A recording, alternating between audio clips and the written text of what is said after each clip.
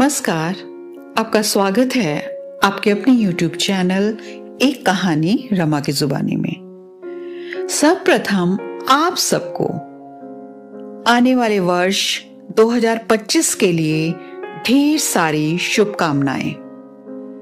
आगामी वर्ष आपके जीवन में सुख, समृद्धि और खुशहाली लाए और हमारा देश भारत उन्नति के पथ पर अग्रसर होता रहे।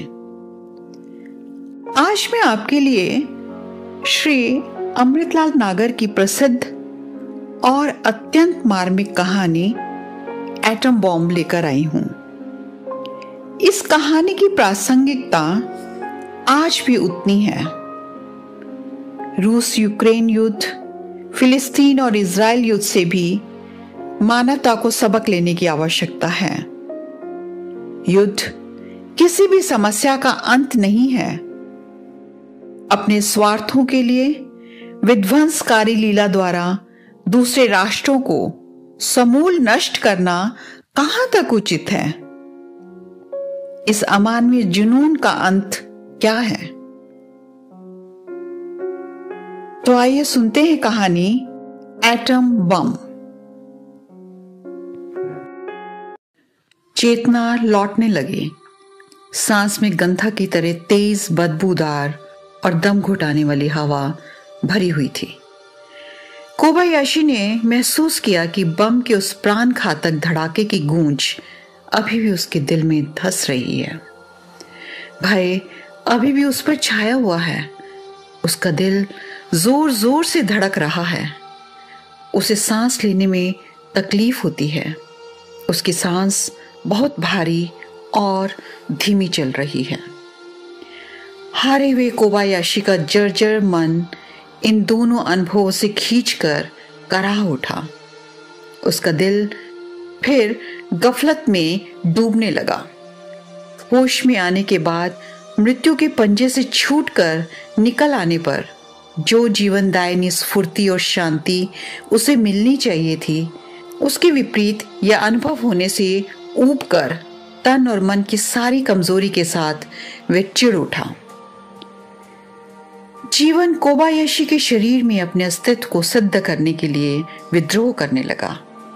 उसमें बल का संचार हुआ। कोबायाशी ने आंखें खोली। गहरे कुहासे की तरह दम घुटाने वाला जहरीला धुआं हर तरफ छाया हुआ था। उसके स्पर्श से कोबायाशी को अपने रोम रोम में हजारों सुइयां चुभने का सा अनुभव हो रहा था। रोम रोम से चिंगारियां छूट रही थी। उसकी आंखों में भी जलन होने लगी। पानी आ गया। कोबायाशी ने घबराकर आंखें मीच ली, लेकिन आंखें बंद कर लेने से तो और भी ज्यादा दम घुटता है। कोबायाशी के प्राण घबरा उठे। वे कहीं भी सुरक्षित न थे। मौत अंधेरी की तरह उस पर छाने लगी। यह हीनावस्था की पराकाष्ठा थी। कोबायाशी की आत्मा रो उठी। हार कर उसने फिर अपनी आंखें खोल दी। हट के साथ वह उन्हें खोले ही रहा। जहरीला धुआं लाल मिर्च की पाउडर की तरह उसकी आंखों में भर रहा था। लाख तकलीफ हो, मगर वह दुनिया को कम से कम देख तो रहा है। बम गिरने के बाद भी दुनिया अभी भी नेस्तानुबूद नहीं हुई। आंखें खुली रहने पर यह तसल्ली तो उसे हो ही रही है। गर्दन घुमाकर उसने हिरोशिमा की धरती को देखा, जिस पर वह पड़ा हुआ था। धरती के लिए उसके मन में ममत्व जाग उठा। कमजोर हाथ आप ही आप आगे बढ़कर अपने नगर की मिट्टी को स्पर्श करने का सुख अनुभव करने लगे। मन कहीं खोया। अपने अंदर उसे किसी जबरदस्त कमी का एहसास हुआ। यह एहसास बढ़ता ही गया। आंतरिक हृदय से सुख का अनुभव करते ही उसकी कल्पना दुख की ओर प्रेरित हुई। स्मृति झगोले खाने लगी। चेतन बुद्धि पर छाए हुए भय से बचने के लिए अंतर चेतना की किसी बात की विस्मृति का मोटा पर्दा पड़ रहा था। मौत के चंगुल से छूटकर निकल आने पर पार्थिवता की बोझ स्वरूप धरती के स्पर्श से जीवन को स्पर्श करने का सुख उसे प्राप्त हुआ था। परंतु भावना उत्पन्न होते ही उसके सुख में घुन भी लग गए। भाई ने नींवें डगमगा दी। अपनी अनास्था को दबाने के लिए वे बार बार जमीन को छूता था। अंतर के अविश्वास को चमत्कार का रूप देते हुए इस खुली जगह में पड़े रहने के बावजूद अपने जीवित बच जाने के बारे में उसे भगवान की लीला दिखाई देने लगी। करुणा सोते की तरह दिल से फूट निकली। पराजय के आंसू इस तरह अपना रूप बदलकर दिल में घुमोड़े ले रहे थे। जहरीले धुएं के कारण आंखों में भरे हुए पानी के साथ साथ वे आंसू भी घुल मिलकर गाल से ढुलकते हुए जमीन पर टपकने लगे। बेहोश होने से कुछ मिनट पहले उसने जिस प्रलय को देखा था, उसकी विकरालता अपने पूरे वजन के साथ कोबायाशी की स्मृति पर आघात करके उसके टुकड़े टुकड़े कर रही थी। वह ठीक ठीक सोच नहीं पा रहा था कि जो दृश्य उसने देखा वह सत्य था क्या। धड़ाका, जूड़ी बुखार की कपकपी की तरह जमीन कांप उठी थी। बम था, दुश्मनों का हवाई हमला। हजारों लोग अपने प्राणों की पूरी शक्ति लगाकर चीख उठे थे। कहां हैं वे लोग? वे प्राणांतक चीखें, वे आर्तनाद जो बम के धड़ाके से भी अधिक ऊंचा उठ रहा था। वह समय कहां है? खुद वह समय कहां है? और कुछ खो देने का एहसास फिर हुआ। कोबायाशी विचलित हुआ। उसने कराहते हुए करवट बदलकर उठने की कोशिश की, लेकिन उसमें हिलने की भी ताब न थी। उसने फिर अपनी गर्दन जमीन पर डाल दी। हवा में काले काले जर्रे भरे हुए थे। धुआं, गर्मी, जलन, प्यास। उसका हलक सूखा जा रहा था। बेचैनी बढ़ रही थी। वह उठना चाहता था। उठकर वह अपने चारों तरफ देखना चाहता था। क्या? यह अस्पष्ट था। उसके दिमाग में एक दुनिया चक्कर काट रही थी।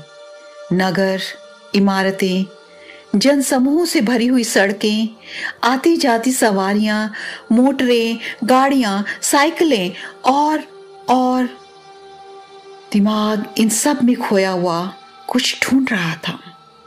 अटका, मगर फौरन ही बढ़ गया। जीवन के 25 वर्ष जिस वातावरण से आत्मवत, परिचित और घनिष्ठ रहे थे, वे उसके दिमाग की स्क्रीन पर चलती फिरती तस्वीरों की तरह नुमायां हो रहा था। लेकिन सब कुछ अस्पष्ट, मिटा मिटा सा। कल्पना में विचित्र बड़ी तेजी के साथ झलक दिखाकर बिखर जाते थे। इससे कोबायाशी का मन और भी उद्विग्न हो उठा। प्यास बढ़ रही थी। हलक में कांटे पड़ गए थे और उसमें उठने की भी ताब न थी। एक बूंद पानी के लिए जिंदगी देह को छोड़कर चले जाने की धमकी दे रही थी और शरीर फिर भी नहीं उठ पाता था। कोबायाशी को इस वक्त मौत ही भली लगी। बड़े दर्द के साथ उसने आंखें बंद कर ली, मगर मौत ना आई। कोबायाशी सोच रहा था, मैंने ऐसा कौन सा अपराध किया जिसकी यह सजा मुझे मिल रही है? अमीरों और अफसरों को छोड़कर कौन ऐसा आदमी था जो यह लड़ाई चाहता था? दुनिया अगर दुश्मनी निकालती तो उन लोगों से। हमने उनका क्या बिगाड़ा था? हमें क्यों मारा गया? प्यास लग रही है, पानी न मिलेगा। ऐसी बुरी मौत मुझे क्यों मिल रही है? ईश्वर, मैंने ऐसा क्या अपराध किया था? करुणा सागर ईश्वर कोबायाशी के दिल में उमड़ने लगा। आंखों से गंगा जमुना बहने लगी। सबसे बड़े मुंसिफ के हुजूर में लाठी और भैंस वाले न्याय के विरुद्ध वह रो रो कर फरियाद कर रहा था। आंसू बहे जा रहे थे, लंबी लंबी हिचकियां बंध रही थी, जिनसे पसलियों को और सारे शरीर को बार बार झटके लग रहे थे। इस तरह रोने से दम घोटने वाला जहरीला धुआं जल्दी जल्दी पेट में जाता था। उसका जी मिचलाने लगा, उसके प्राण अटकने लगे। प्राणों के भय से एक लंबी हिचकी को रोकते हुए जो सांस खींची तो कई पल तक वह उसे अंदर ही रोके रहा। फिर सुबकियों में वे धीरे धीरे टूटी, रो भी नहीं सकता। कोबायाशी की आंखों में फिर पानी भर गया। कमजोर हाथ उठाकर उसने बेजान सी उंगलियों से अपने आंसू पोंछे। आंखों के पानी से उंगलियों के 2 पोर गीले हुए। उतनी जगह में तरावट आई। कोबायाशी की कांटों पड़ी जबान और हलक को फिर से तरावट की तलब हुई। प्यास बगुले सी फिर भड़क उठी। हठात उसने अपने आंसू से नम उंगलियां जबान से चाट ली। 2 उंगलियों के बीच में बिखरी हुई आंसू की एक बूंद उसकी जबान का जायका बदल गई और उससे पछतावा होने लगा। इतनी देर रोया मगर बेकार ही गया। उसकी फिर से रोने की तबीयत होने लगी, मगर आंसू अब न निकलते थे। कोबायाशी के दोनों हाथों में ताकत आ गई। नम आंखों से लेकर गीले गालों के पीछे कनपटियों तक आंसू की एक बूंद जुटाकर अपनी प्यास बुझाने के लिए वह उंगलियां दौड़ाने लगा। आंसू खुश्क हो चले थे और कोबायाशी की प्यास दम तोड़ रही थी। चक्कर आने लगे। गफलत फिर बढ़ने लगी। बराबर सुन पड़ते जाने की चेतना अपनी हार पर बुरी तरह से चिढ़ उठी और उसकी चिढ़ विद्रोह में बदल गई। गुस्सा शक्ति बनकर उसके शरीर में दमकने लगा, काबू से बाहर होने लगा। माथे की नसें तड़कने लगी। वह एकदम अपने काबू से बाहर हो गया। दोनों हाथ टेकर उसने बड़े जोर के साथ उठने की कोशिश की। वह कुछ उठा भी। कमजोरी की वजह से माथे में फिर मूर्छा आने लगी। उसने संभाला, मन भी तन भी। दोनों हाथ मजबूती से जमीन पर टेके रहा। हाँफते हुए मुंह से एक लंबी सांस ली और अपनी भुजाओं के बल पर घिसटकर वे कुछ और उठा। पीठ लगी तो घूमकर देखा, पीछे दीवार थी। उसने जिंदगी की एक और निशानी देखी। कोबायाशी का हौसला बढ़ा। मौत को पहले शिकस्त देकर पुरुषार्थ ने गर्व का बोध किया, परंतु पीड़ा और जड़ता का जोर अभी भी कुछ कम न था। फिर भी उसे शांति मिली। दीवार की तरफ देखते ही ध्यान बदला। सिर उठाकर ऊंचे देखा, दीवार टूट गई थी। उसे आश्चर्यमय प्रसन्नता हुई। दीवार से टूटा हुआ मलबा दूसरी तरफ गिरा था। भगवान ने उसकी कैसी रक्षा की है। जीवन के प्रति फिर से आस्था उत्पन्न होने लगी। टूटी हुई दीवार की ऊंचाइयों के साथ साथ उसका ध्यान और ऊंचा गया। उसे ध्यान आया, यह तो अस्पताल की दीवार है। अभी अभी वह अपनी पत्नी को भर्ती करा के बाहर निकला था। सवेरे से उसे दर्द उठ रहे थे। नई जिंदगी आने को थी। पत्नी जिसे बच्चा होने वाला था। डॉक्टर, नर्स, मरीजों के पलंग। डॉक्टर ने उससे कहा था बाहर जाकर इंतजार करो। मैं फिर बाहर आकर अस्पताल के नीचे ही कंकड़ों की कच्ची सड़क पर सिगरेट पीते हुए टहलने लगा था। आज उसने काम से भी छुट्टी ले रखी थी। वह बहुत खुश था। जब अचानक आसमान पर कानों के पर्दे फाड़ने वाला धमाका हुआ था। अंधा बना देने वाले 3 प्रकाश की किरणें कहीं से फूटकर चारों तरफ बिखर गई। पलक मारते ही काले धुएं की मोटी चादर बादलों से घिरे हुए आसमान पर तेजी से बिछती चली गई। काले धुएं की बरसात होने लगी। चमकते हुए विद्युत कण सारे वातावरण में फैल गए थे। सारा शरीर झुलस गया। दम घुटने लगा था। सैकड़ों चीखें एक साथ सुनाई दी।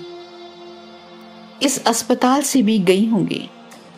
दीवार उसी तरफ गिरी है और इन चीखों में उसकी पत्नी की चीख भी जरूर शामिल रही होगी। कोबायाशी का दिल तड़प उठा। उसे अपनी पत्नी को देखने की तीव्र उत्कंठा हुई। होश में आने के बाद पहली बार कोबायाशी को अपनी पत्नी का ध्यान आया था। बहुत देर से जिसकी स्मृति खोई हुई थी, उसे पाकर कोबायाशी को एक पल के लिए राहत हुई। इससे उसकी उत्कंठा का वेग और भी तीव्र हो गया। साल भर पहले उसने विवाह किया था। 1 वर्ष का सुख उसके जीवन की अमूल्य निधि बन गया था। दुख, यातना और संघर्ष के पिछले 24 वर्षों के मरुस्थल से जीवन में आज की यह महायंत्रणा जुड़कर सुख शांति के 1 वर्ष की पानी की एक बूंद की तरह सोख गई थी। बचपन में ही उसके माँ बाप मर गए थे। एक छोटा भाई था जिसके भरण पोषण के लिए कोबायाशी को 10 बरस की उम्र में ही बुजुर्गों की तरह मर्द बनना पड़ा था। दिनों रात जी तोड़कर मेहनत मजदूरी की। उसे शहजादी की तरह पाल पोसकर बड़ा किया। 3 बरस हुए वह फौज में भर्ती होकर चीन की लड़ाई पर चला गया और फिर कभी न लौटा। अपने भाई को खोकर कोबायाशी जिंदगी से ऊब गया था। जीवन से लड़ने के लिए उसे कहीं से प्रेरणा नहीं मिलती थी। वह निराश हो चुका था। बेवा मकान मालकिन की लड़की उसके जीवन में एक नया रस ले आई। उनका विवाह हुआ और उसके घर में एक नई जिंदगी आने वाली थी। आज सवेरे से ही वह बड़े जोश में था। उसके सारे जोश और उल्लास पर यह गाज गिरी। जहरीले धुएं की तपिश ने उसके अंतर तक को भून दिया था। वेदना असहाय हो गई थी और चेतना लुप्त हो गई। अपनी पत्नी से मिलने के लिए कोबायाशी सब खोकर तड़प रहा था। यह जैसे बच गया, वैसे ही भगवान ने शायद उसे भी बचा लिया हो। लेकिन दीवार तो उधर गिरी है। नहीं, कोबायाशी चीख उठा। होश में आने के बाद पहली बार उसका कंठ फूटा था। सारे शरीर में उत्तेजना की एक लहर दौड़ गई। स्वर की तेजी से उसके सूखे हुए निष्प्राण कंठ में खराश पैदा हुई। प्यास फिर होश में आई। कोबायाशी के लिए बैठा रहना असहाय हो गया। अंदरूनी जोम का दौरा कमजोर शरीर को झिझोड़ कर उठाने लगा। दीवार का सहारा लेकर वह अपने पागल जोश के साथ तेजी से उठा। मैं दौड़ना चाहता था। दिमाग में दौड़ने की तेजी लिए हुए कमजोर और डगमगाते हुए पैरों से वह धीरे धीरे अस्पताल के फाटक की तरफ बढ़ा। फाटक टूटकर गिर चुका था। अंदर मलबा, मिट्टी जमीन की सतह से लगा हुआ पड़ा था। कुछ नहीं, वीरान, जैसे यहां कभी कुछ बना ही ना था। सब मिट्टी और खंडहर, दूर दूर तक वीरान, खाली खाली खाली। उसकी पत्नी नहीं है, उसकी दुनिया नहीं है। वह दुनिया जो उसने 25 बरसों तक देखी, समझी और बढ़ती थी, आज उसे कहीं भी नहीं दिखाई पड़ती। सपने की तरह वह काफूर हो चुकी थी। मीलों तक फैली हुई वीरानी को देखकर वह अपने को भूल गया, अपनी पत्नी को भूल गया। इस महानाश के विराट शून्य को देखकर उसका अपनापन उसी में विलीन हो गया। उसकी शक्ति उस महाशून्य में लय हो गई। जीवन के विपरीत यह अनास्था उसे चिढ़ाने लगी। टूटी दीवार का सहारा छोड़कर वह बेतहाशा दौड़ पड़ा। वह जोर जोर से चीख रहा था, मुझे क्यों मारा, मुझे क्यों मारा। मीलों तक उजड़े हुए हिरोशिमा नगर के इस खंडहर में लाखों निर्दोष प्राणियों की आत्मा बनकर पागल कोबायाशी चीख रहा था, मुझे क्यों मारा, मुझे क्यों मारा। कैंप अस्पताल में हजारों जख्मी और पागल लाए जा रहे थे। डॉक्टरों को फुर्सत नहीं, नर्सों को आराम नहीं, लेकिन इलाज कुछ भी नहीं हो रहा था। क्या इलाज करें। चारों ओर चीख चिल्लाहट, दर्द और यंत्रणा का हंगामा। गोरा दुश्मन, खुदा दुश्मन, बादशाह दुश्मन। पागलपन के उस शोर में हर तरफ अपने लिए दर्द का, अपने परिवार और बच्चों के लिए सवाल था जिसकी यह सजा उन्हें मिली है, और दुश्मनों के लिए नफरत थी जिन्होंने बिना किसी अपराध के उनकी जान ली। अस्पताल के बरामदे में एक मरीज दहन फाड़कर चिल्ला उठा, मुझे क्यों मारा, मुझे क्यों मारा। अस्पताल के इंचार्ज डॉक्टर सुजुकी इन तमाम आवाजों के बीच में खोए हुए खड़े थे। वे हार चुके थे। कल से उन्हें नींद नहीं, आराम नहीं, भूख प्यास नहीं। ये पागलों का शोर, दर्द, चीख, कराह, उनका दिल, दिमाग और जिस्म थक चुका था। अभी थोड़ी देर पहले उन्हें खबर मिली थी नागासाकी पर भी बम गिराया गया। वैसे चिढ़ उठे थे, क्यों नहीं बादशाह और वजीर हार मान लेते? क्या अपनी झूठी आन के लिए वे जापान को तबाह कर देंगे?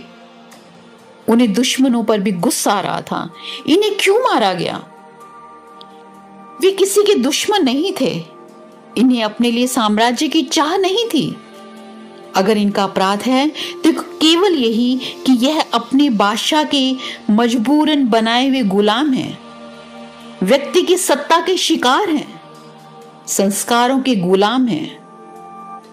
दुश्मन इन्हें मारकर खुश है। जापान की निर्दोष और मूक जनता ने दुश्मनों का क्या बिगाड़ा था जो उन पर एटम बम बरसाए गए? विज्ञान की नई खोज की शक्ति आजमाने के लिए उन्हें लाखों बेजुबान बेगुनाहों की जान लेने का क्या अधिकार था? क्या यह धर्म युद्ध है? सदा आदर्शों के लिए लड़ाई हो रही है। एटम का विनाशकारी प्रयोग विश्व को स्वतंत्र करने की योजना नहीं, उसे गुलाम बनाने की जिद है। ऐसी जिद जो इंसान को तबाह करके ही छोड़ेगी।